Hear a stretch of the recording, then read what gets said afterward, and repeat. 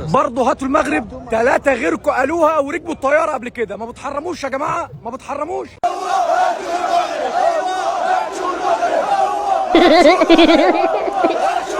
احنا ديما كيف ما خلاه الزبيري ديما فيهم الهضره شيران هضره اخرى. احنا ربيع العالم بغاو ولا كرهوا وحنا تزادينا قباح.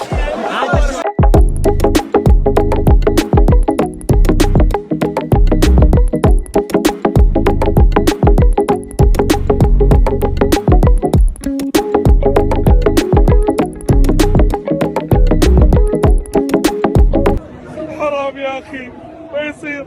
شو هالبهدله.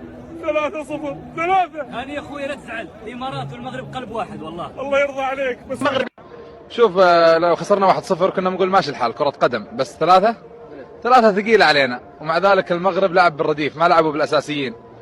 لو لعبوا بالمنتخب الأول كان يمكن يبهدلونا صراحة. الحمد لله على كل حال، نتعلم ونرجع أقوى إن شاء الله. إمارات زعلانة هلا يا رمانة حبيبي يا رمانة. إمارات زعلانة إمارات زعلانة هلا يا رمانة هلا يا رمانة.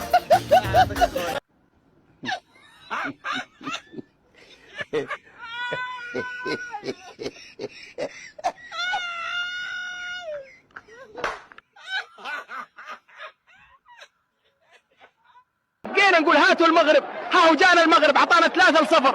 والله يا اخي اليوم شفت فريق يلعب كرة على اصولها من اول دقيقة للاخر، رجولة مهارة روح عالية. المغرب بلد الكرة ورافعين الراس. بصراحة كنت جاي اشجع منتخبنا، بس بعد اللي شفته لازم اقولها من اليوم، وطالع انا مع المغرب. جبت لكم لقطه تثبت بانه المغرب فعليا تمارس السحر. شوف بعد خطا من نص الملعب، شوف شلون اعطى الكره بعرضيه مقوسه ولا اجمل نزلت على راس كريم البركاوي. يا رجل هذا ما يسمى بالسحر الحلال. ولا الهدف الثاني شوف التمريرات بين اللاعبين. ولا منتخب اسبانيا بعز مستواهم هذول ليش بيلعبوا معنا بكاس العرب ودوم كاس الامم الاوروبيه؟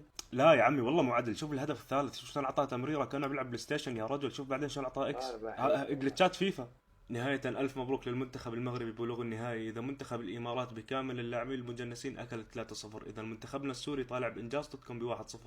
ليه حمد الله هو اللاعب المفضل بالنسبه لي؟ لان انا اكتر مهاره بحبها في الكوره هي الكنترول. اللاعب اللي يقدر يستلم تحت ضغط، اللي يحافظ على الكوره تحت ضغط، واللي يقدر يتصرف في الكوره ويطلعها من رجله مهما كان عليه ضغط. حمد الله سفاح سفاح سفاح سفاح. اللي يقول لك ساطي ده مش ساطي، ده سفاح، ده مجرم، ده رهيب. حمد الله يا جماعه بيستلم ويحافظ في الهدف الثاني على كورته ضغوط مرعبه وبيطلعها انفراد. خد يا معلم روح هات جول. لدرجه ان اللاعب المغرب في الهدف الثاني قاعد يقول هشوط هشوط هشوط، وفي الاخر شوط دخل الجول برضه. اسيست بلسم من حمد الله.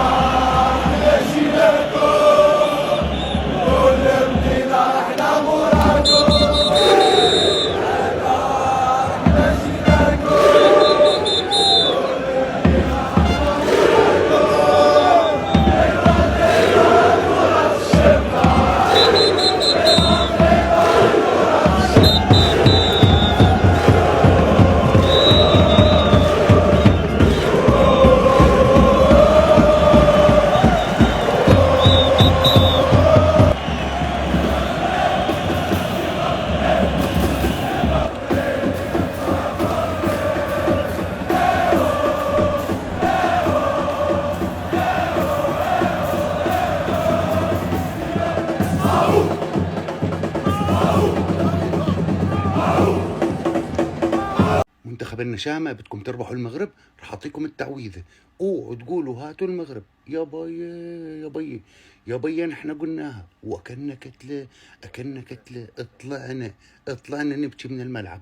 منطقة ال18 ما عاد طلعنا منها. بقلبوا أسود وكعش دبابير وبفتح عليكم. ديروا بالكم ها، والله بصيروا يزقروا مثل الأسود بالملعب. احنا بقول لك منطقة ال18 ما عاد طلعنا منها، وحارسهم اشتهينا نشوفه. ما في منتخب قال لهم هاتوا المغرب الا ما طلع اكل كتله حشكه لبك وطلع يبكي من الملعب. ديروا بالكم ها، هاي قلت لكم التعويذه والباقي عندكم.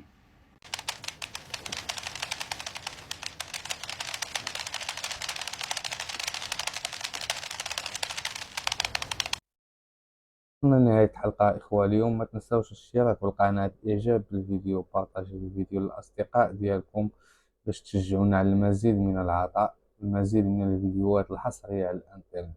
شكرا لكم.